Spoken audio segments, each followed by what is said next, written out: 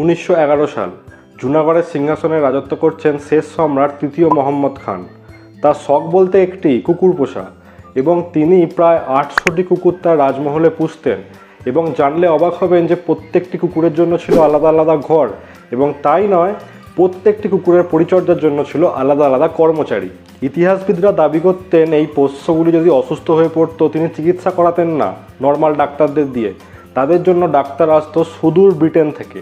সম্রাটের প্রিয় কুকুরগুলির মধ্যে ছিল একটি রোসানারা। সে ছিল একটি মেয়ে কুকুর। আপনি জানলে অবাক হবেন যে ওই মেয়ে কুকুরের বিয়ে দেওয়ার জন্য সম্রাট প্রায় তখনকার দিনে 20 লক্ষ টাকা খরচা করে তার বিবাহের আয়োজন করেছিলেন। তখনকার দিনে 20 লক্ষ টাকা এখনকার দিনে কয়েক হাজার কোটি টাকার সমান। সম্রাটের এরকম কুকুর প্রেম দেখে সকলেই অবাক হয়ে গিয়েছিলেন, এবং সেই বিয়েতে নাকি শোনা যায় নিমন্ত্রণপত্র তিনি পাঠিয়েছিলেন লর্ড আরউইনকেও, কিন্তু দুঃখবশত লর্ড আরউইন সেই বিয়েতে এসে উপস্থিত হননি।